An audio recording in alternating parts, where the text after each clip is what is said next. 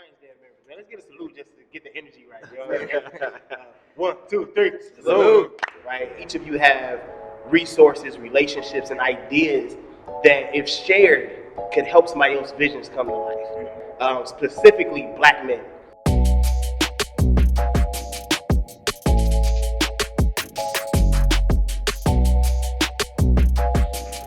So what's going on, y'all? Welcome to On the Throne, here with Andre, Hub City Dre Spicer, man, from Compton, California. Really excited to get into the work that you're doing specifically in the community.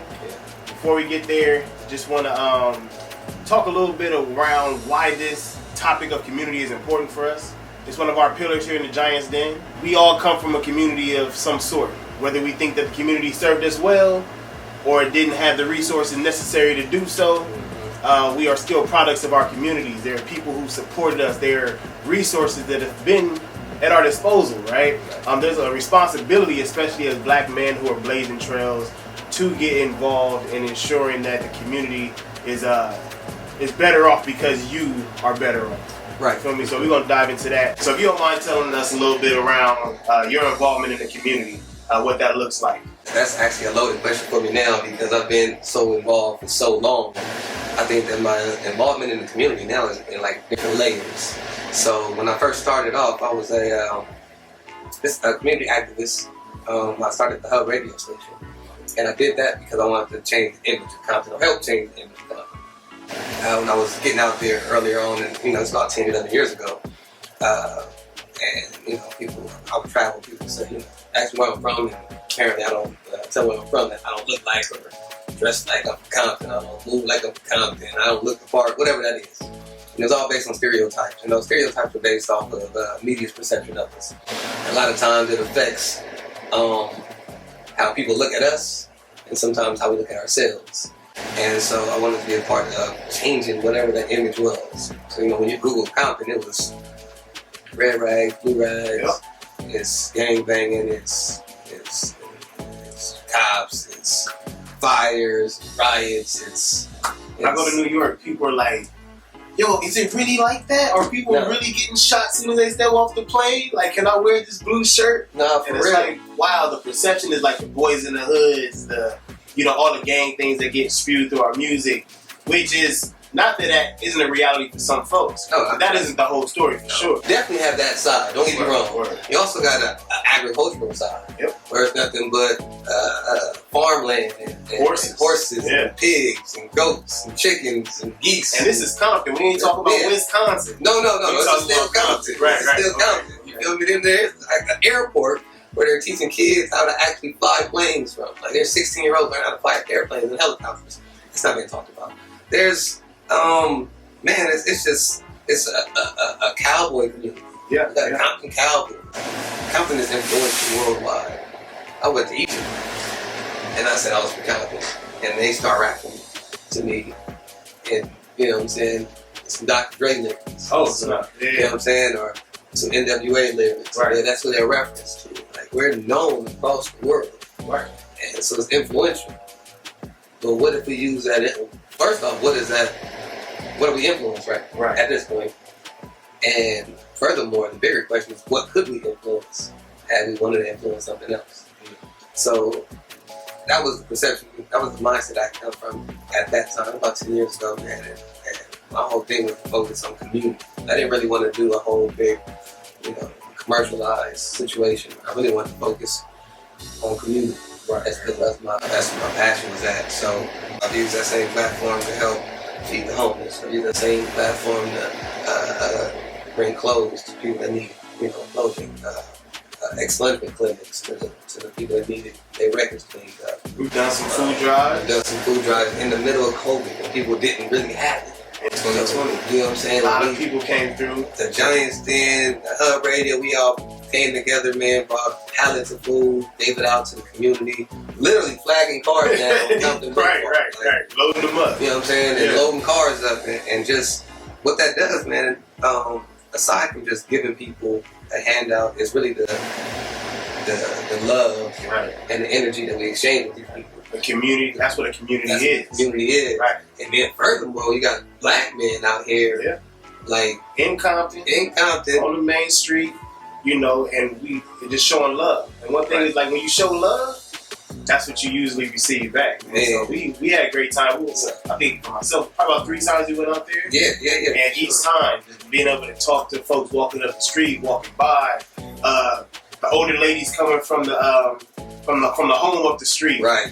Say, I'm gonna tell my friends, and they come back. Man, it was a beautiful I got this thing. from my neighbor. She can't get out the house. Yeah. You know what I'm saying? She's a little older. She can't walk. She can't drive. And I'm just gonna grab a couple boxes of her. Bet. Like, we was. Yeah. You know what I'm saying? That was cool, man. And it's just, constantly putting that out there.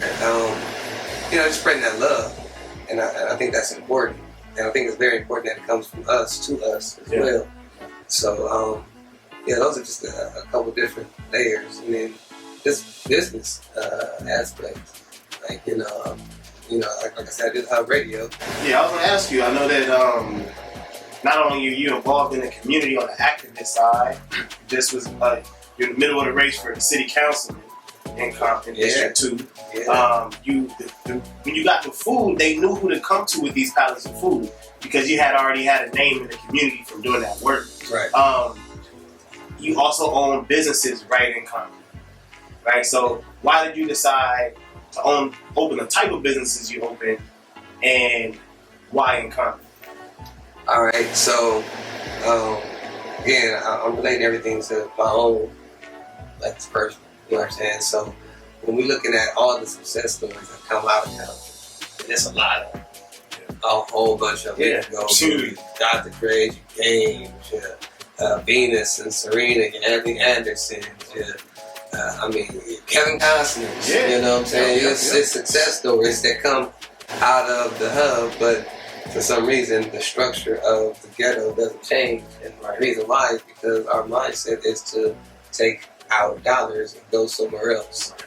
And I wanted to be a part of making that change. I want to if I want a change, I got to be a part of that change that I want to see. So that's reinvesting your dollars back into your own community, but not just to be bringing any kind of product to the community. You know what I'm saying? Like, it's a lot of things that sell. We can get tobacco, that can sell. We know that crack sells.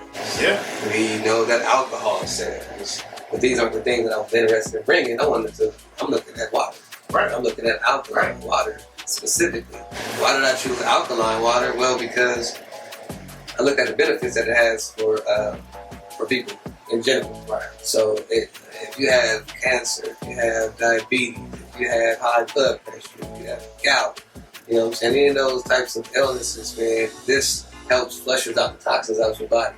This re-energizes your body. This helps push all of those out of your body regularly. So could you share for those of us who may be unfamiliar with what alkaline water is or what alkaline is, what that means? So from my understanding on the alkaline and what I've been researching myself, figuring out, the alkaline, so you have different pH levels in your alkaline water. The average water has about pH levels about a 6.0. When you have the alkaline water, it's more of the 8.5, 9.0, 9.5. And as we learned through some science is that diseases, like we found out, can't live in an alkaline environment. Right. So you want higher alkalinity in your water. And still, we was testing actual basic regular water, which is what we drink in the tap water. We're looking at 5.0. So you can be drinking water and still not getting from the water what you need because it's not. The pH level could be toxic, acidic. Let's ask for admission. So they have a water issue. Right. You know what I'm saying? Where their water is toxic, but they can't get fresh water. So I'm looking at situations like that and we can't have this happen to us. Right. So and on top of that, again, the illnesses that it actually heals. So the company I linked up with is called Compton. Okay. Compton is a known filter, a company that makes filter that alkalizes the water. They were originated in Japan.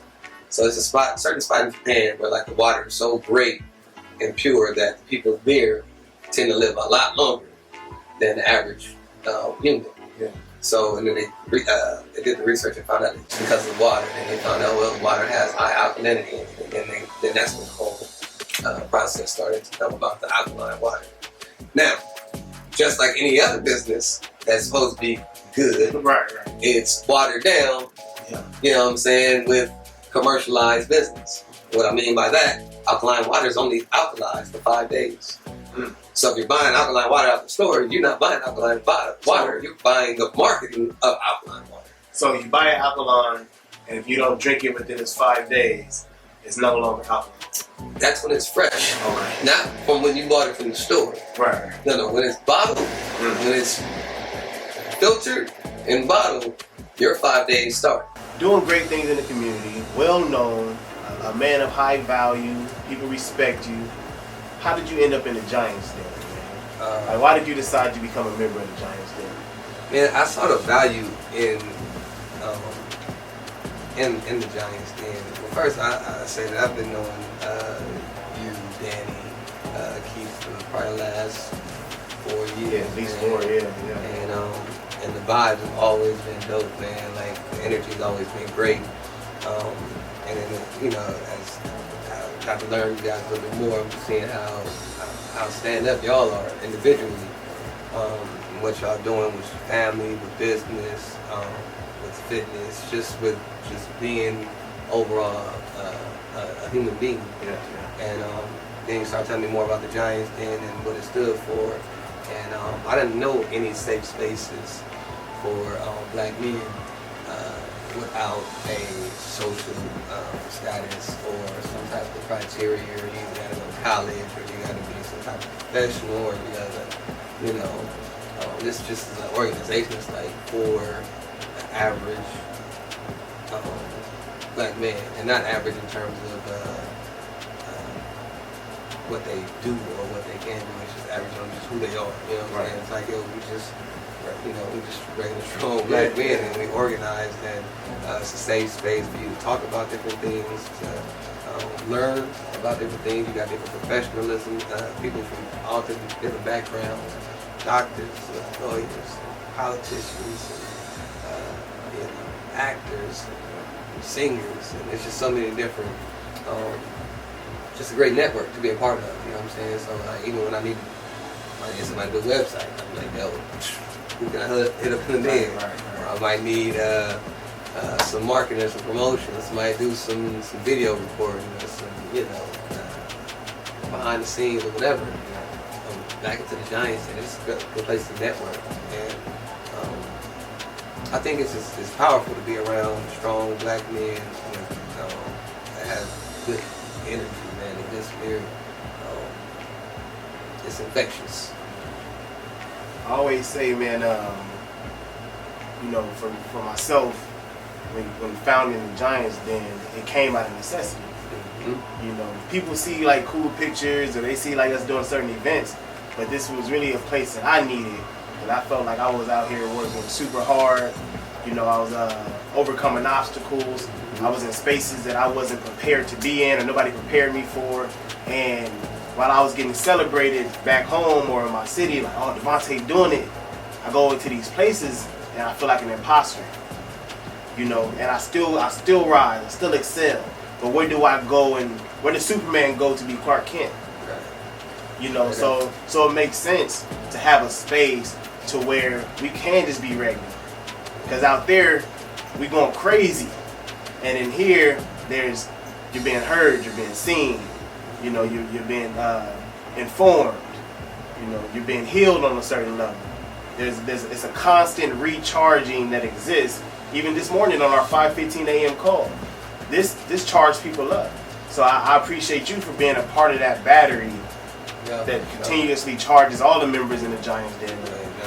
And now we on here, charging everybody up that's looking as well, man. So I appreciate you, bro. Let me give a huge salute, before we get out of here. Oh yeah, for sure, man. Hey man, appreciate it. First off, again, appreciate you taking the time and organize the Giants Den. Yeah. You know what I'm saying? And then bringing me on and conversing about it, man. I love the platform. I appreciate it. And, you know what I'm saying? It's a blessing to me and my family. So thank you, man. Feeling this same, brother. 1, 2, 3. Salute.